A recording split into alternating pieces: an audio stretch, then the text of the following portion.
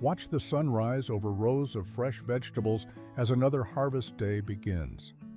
Small family farms make up 86% of all U.S. farms, yet they produce just 17% of total agricultural value.